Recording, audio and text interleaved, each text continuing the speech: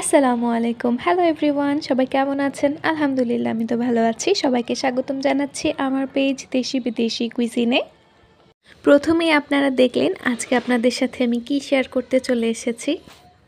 অনেক দিন যাবৎ আমার হাজব্যান্ড বলছিল যে পুডিং বানিয়ে দাও, কিন্তু বানাবো করে আর বানানোই হচ্ছিল না। তো শেষমেশ ওই দিন বানিয়েই ফেললাম। তো পুডিং বানানোর জন্য আমি সবার আগে যেটা রেডি করলাম সেটা হচ্ছে ক্যারামেল। আমি যেই পাত্রে পুডিংটা বানাবো সেই পাত্রেই চিনিটা মেল্ট করে ক্যারামেলটা বানিয়ে নিলাম। আর একটা মিক্সিং বোলের মধ্যে আমি 3টা ডিম নিয়ে নিলাম। আজকে আমি 3টা ডিম দিয়েই পুডিংটা বানাবো। ডিমগুলো ভেঙে ভালো করে মিক্স করে নিচ্ছিলাম। আর ওইদিকে ক্যারামেলটা বানিয়ে সেট হওয়ার জন্য রেখে দিয়েছিলাম। ডিম ভালো করে ফেটিয়ে নিয়ে এখন এটাতে চিনি দিয়ে দিয়েছিলাম।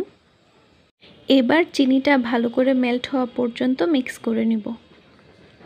পুডিং বানানোর জন্য আমি 1 লিটার দুধ নিয়েছিলাম, সেটা জাল করে 1/2 লিটার বানিয়ে নিয়েছি। সেটাই এই পুডিংয়ে দিব। দুধটা যত ঘন হয় পুডিংটা খেতে তত মজা হয়। অল্প অল্প করে দুধ দিয়ে আমি পুরোটা মিক্স করে নিচ্ছি। আর ওই পাশে চুলায় আমি গরম পানি বসিয়ে দিয়েছিলাম পুডিংটা স্টিম করার জন্য। মাঝে মাঝে পুডিংয়ে যে ডিমের স্মেলটা সেটা আমার কাছে খুব বেশি স্ট্রং লাগে, মানে খারাপ লাগে। ওই জন্য আমি মাঝে মাঝে এলাচ গুঁড়োটা দিই, সেটা দিলে কিন্তু ভালো লাগে।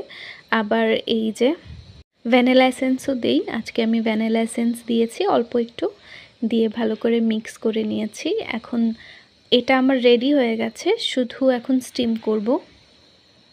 ক্যারামেল যেই পাত্রে রেডি করে রেখেছিলাম, এখন পুডিংয়ের সেই মিক্সচারটা সেই পাত্রের মধ্যে আমি স্ট্রেইন করে নিচ্ছি।